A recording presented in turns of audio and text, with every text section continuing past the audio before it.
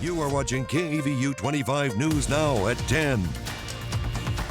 Good evening and thank you for joining us. I'm Amaya Norman. Tonight, Cuero police are investigating a robbery at Blizzy and Blinn earlier today.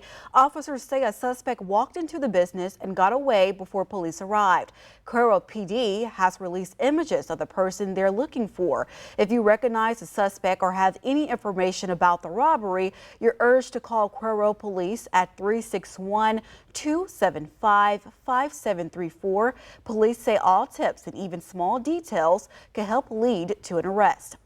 And Supreme Court Justice Samuel Alito has temporarily allowed Texas to use its new congressional maps, even though a lower court ruled they were drawn using race, which could violate the Constitution. The Supreme Court usually avoids gerrymandering cases, but race-based maps can trigger legal review. Alito is expected to refer the case to the full court, and his order remains in place while the justices consider it. Texas pushed for a quick decision with campaign season underway, and the new maps could shift up to 5 seats from Democrats to Republicans. And Victoria County is planning on some road closures around Patriot Park for the annual Victoria Area Road Runners Association Turkey Trot. Fox Road and Fortis Road are closed on Thanksgiving, November 27th from 7 a.m. to 9 a.m. Drivers are being advised to use different routes to avoid turkey traffic. And Victoria College President Dr. Jennifer Kent is taking over as chair-elect of the Texas Association of Community Colleges. The TACC has direct contact with the policymakers as the organization pushes for improved student outcomes and support for community colleges.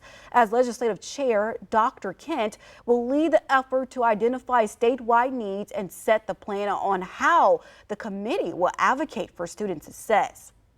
A news twist in the death of a teenage girl found dead on a board of a Carnival cruise ship. An ABC News source brief on the investigation say 18-year-old Anna Kepner died by choking. And now the parents of Kepner's stepbrother say he is a suspect in her death. ABC's Johnny Fernandez has the latest.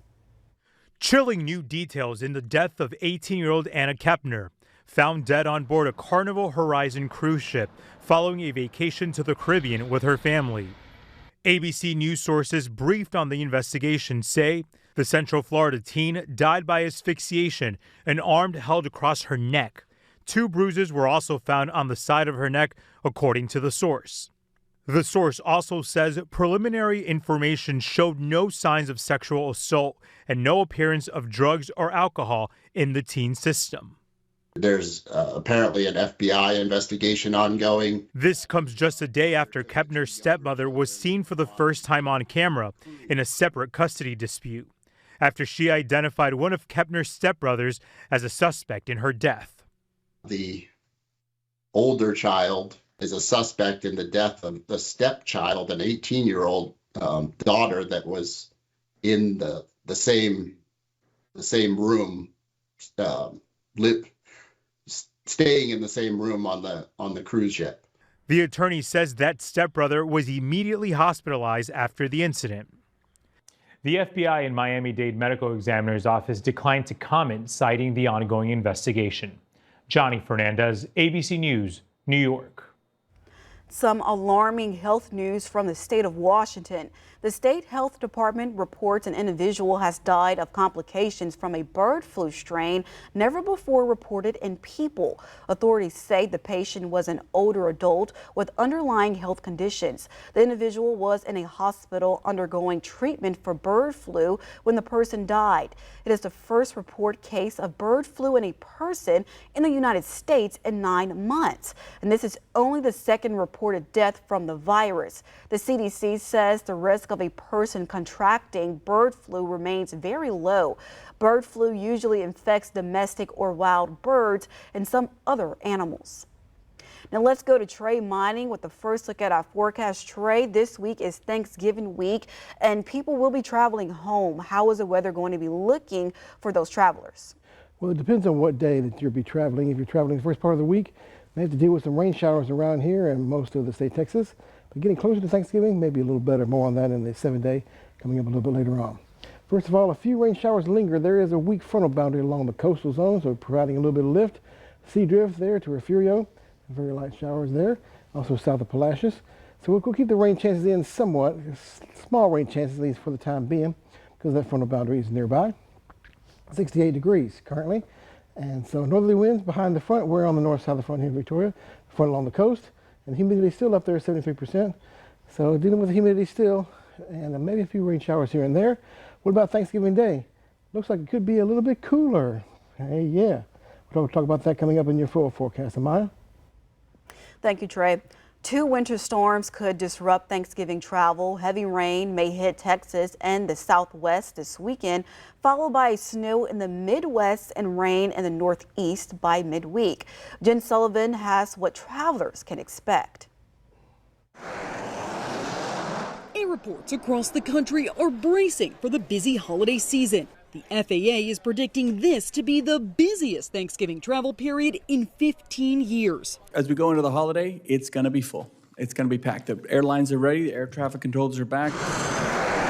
Tuesday is expected to be the peak travel day with more than 52,000 flights. But the weather could cause major disruptions in parts of the country.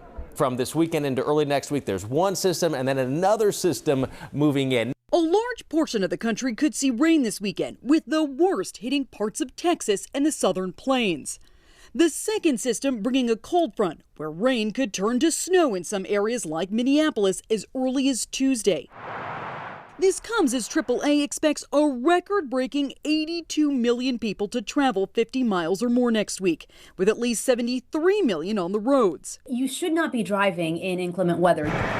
AAA spokesperson Aixa Diaz says even a little bad weather can cause delays on roads as drivers hit the brakes. If you are driving, AAA says some of the worst times to travel are Tuesday between noon and 9 p.m., Wednesday between 11 a.m. and 8 p.m., and Sunday between 11 a.m. and 8 p.m. I'm Jen Sullivan reporting. A record number of people are expected to spend the upcoming Thanksgiving weekend shopping. According to the National Retail Federation, nearly 187 people will be shopping from Thanksgiving through Cyber Monday. That's an increase of 3 million shoppers from last year, which was the previous record. According to the survey, Black Friday and Cyber Monday will be the top shopping days. The top 3 items on people's list are clothing, accessories, gift cards, and toys. A nonprofit organization that builds ramps for low-income older adults and people with disabilities is celebrating 40 years. The Texas Ramp Project was created in 1985. Volunteers built wheelchair ramps for low-income and disabled residents in Dallas County at no cost to the person receiving it. Within 20 years, the nonprofit had built more than 1,400 ramps. As of September, the organization has completed over 31,000 ramps statewide. The local chapter met today to build another ramp for a person in need as part of its 40th anniversary celebration. For more local news, content, weather, and sports, come to our website at crossroadstoday.com. And if you see news happening, let us know. Call the number on your screen to contact our newsroom or email us your tips at staff@crossroadstoday.com. Federal prosecutors push to keep the death penalty on the table in a high-profile murder case. What they're telling the judge next. Let's take a review of the day weather-wise here in Victoria. 86 degrees was the daytime high, way above average. Our normal is 72, way above average for our normal low. Normal low should be 50. 68 degrees was the low early this morning. And we were freezing back in 1945, 32 degrees, nowhere near that. We're getting closer to these temperatures here by the latter half of the week. Could it be on Thanksgiving Day? Find out in my full forecast.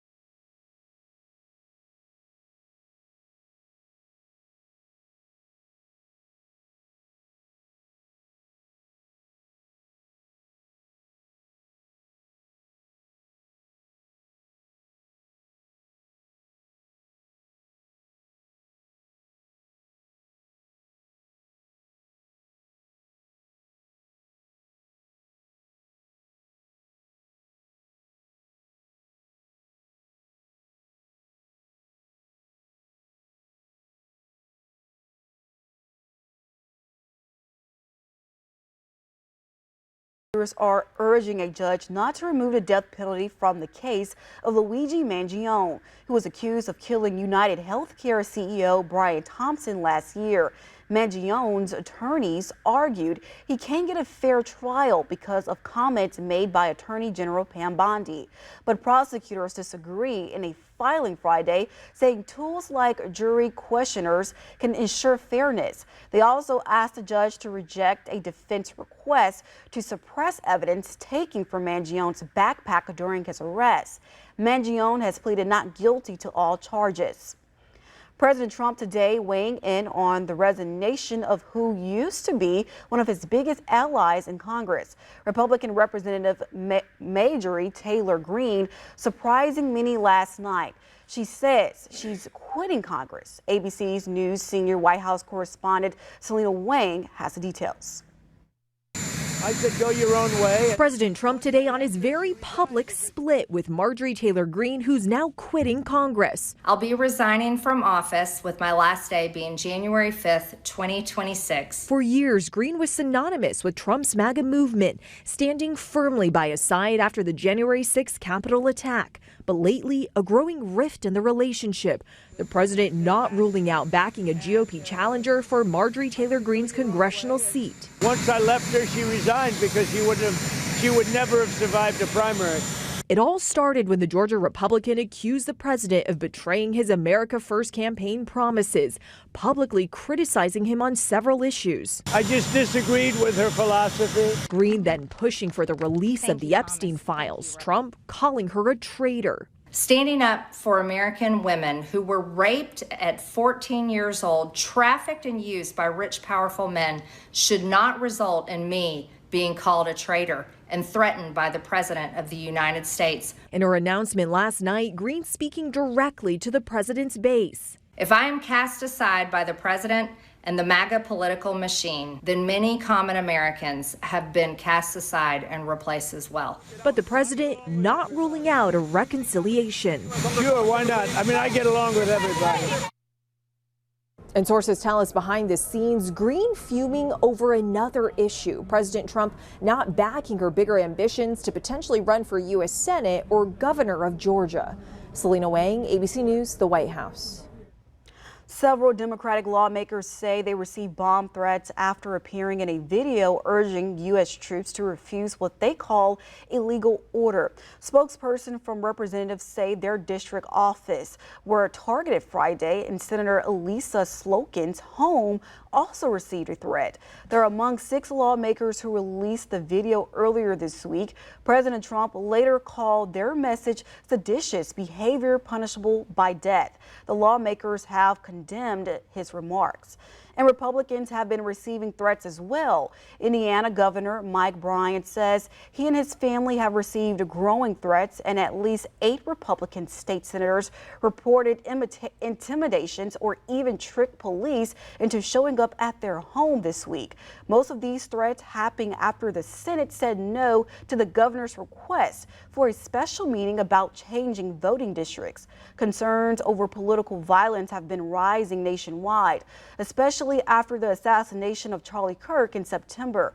Some believe strong and angry messages from leaders in Washington are making things worse, as President Donald Trump recently posted online that if Indiana lawmakers don't fix redistricting, voters should get them out of office ASAP.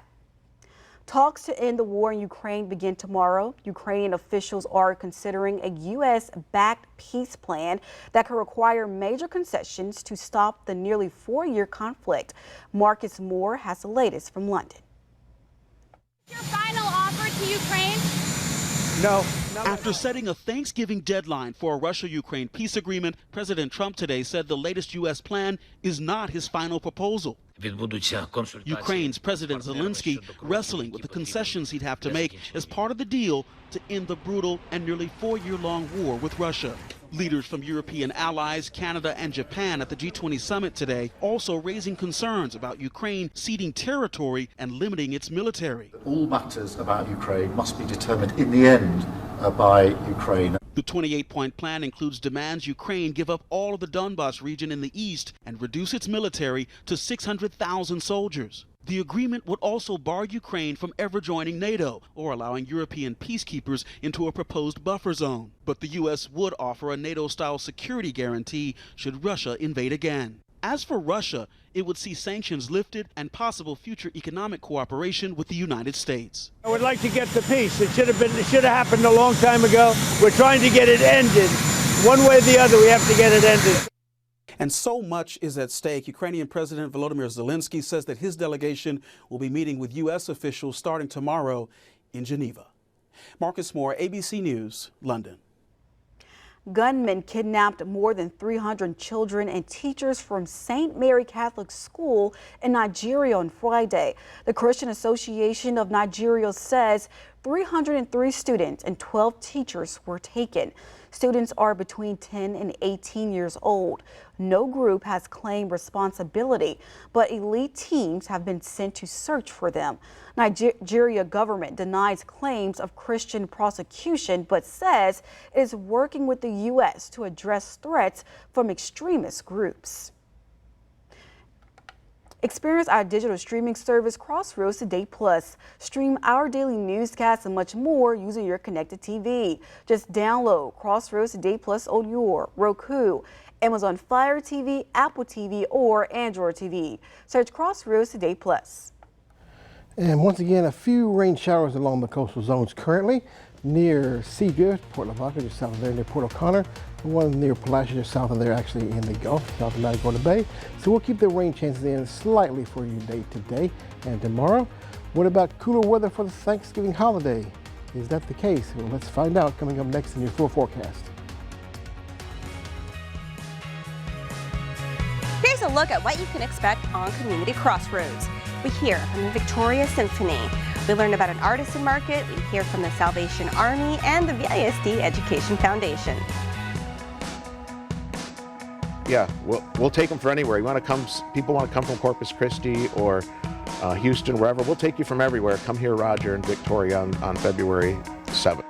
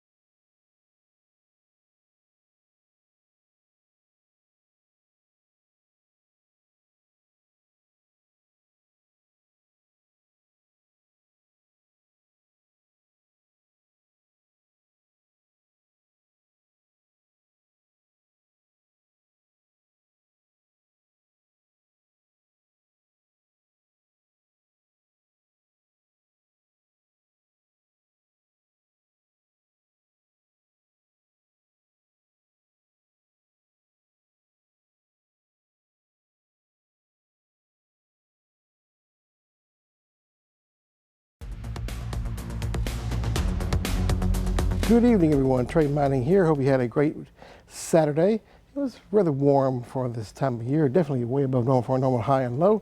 But getting a little bit better toward the end of the next week here. More on that later on. Current temperatures in the 70s through 60s currently up north. And we'll see that the front is lying right along the coastal zones. So that's a lifting mechanism, if you will, to keep a few rain showers going along the coast. We'll keep a slight chance of rain in. Not cooling too much more than we are right now. Maybe in the mid to lower 60s. So a little bit cooler coming up by about 5 or 6 a.m. Another warm day tomorrow with highs in the 70s or 80 degrees. And the southerly winds come in off the Gulf. Once again, more of a direct flow off the Gulf, so keep the humidity quite high coming up for the next few days. There's a front along the coastal zones currently. Zooming on out, the front extends from along the Texas coast, along the southeast, all the way up into Canada, where it reaches a low up there in Nova Scotia up there. But we're watching this system here. This is going to be the big rainmaker for us, slowly but surely moving toward the state of Texas, and it'll begin to give us better rain chances coming up by about late Monday, Tuesday or so as the front moves through behind it. Now this front is a little bit stronger than this front here, so that means that the temperatures behind it will be a little bit cooler. So we have a nice highs possibly in the upper 60s coming up for Thanksgiving Day with sunny skies. Have to get to that point though. Still warm for the next couple of days behind this front here. And waiting for this front here to move through once again with this low pressure area. Give us a good rain chance coming up Monday to Tuesday, and then looks better for the Thanksgiving holiday. So if you're traveling on that day, especially toward Thanksgiving Day, looks fairly good coming up. We'll keep the clouds in coming up for your day tomorrow in Victoria. High temperature is near 80 degrees or so, or a little bit higher than that. Port Lavaca, the same thing. Maybe a passing rain shower in Calhoun County along that old frontal boundary that's still lingering around there. High temperature is near the 80-degree mark. And Cuero, maybe some peaks of the sun, maybe, but mostly clouds will be the prominent feature in the sky with high temperatures near 80 degrees with southerly winds. The easterly winds coming up for the next couple of days down the road. Future tracker, we'll see the rain shower chances mainly along the coast along that old frontal boundary, lingering to your day tomorrow. Increasing the rain chances as further south and west you go along the frontal system there. But for us here, slight rain chances your day tomorrow. Better rain chances for Monday into early on Tuesday with that front I just showed you out west. So extended forecast for us here. We'll keep the 20% chance in for your day tomorrow, mainly along the coast. Better rain chances on Monday and Tuesday with the frontal system and low pressure area I showed you on the map there coming in from the west. Looking pretty good for Wednesday and Thursday, so you're traveling these days. No problems there. Look at the temperatures in the upper 60s, lows in the 40s. With the chilly those days, rebounding somewhat by Friday and Saturday. Another rain chance coming in by your day on Saturday. So Turkey Day looking pretty good. Okay, take a look at this right here. This is the QR code. Get your smartphone, scan the code. You see right there, they take you to a web page where you can download our app, News, Weather, and Sports at your fingertips. Easy, convenient to have it on your phone, be connected with us. And let's see, I don't see Ray Robinson over there, but look at that. It's Trenton Whiting. Yes, Trey, it is. Thank you for the beautiful toss there. And I am stepping in for Ray Robinson today. Get home safe, Ray, and we'll see you tomorrow. But I'm going to go ahead and bring you more coverage on your Crossroads Volleyball State Champs and the march to a state championship in football. What's Thanksgiving without football? Coming up in sports.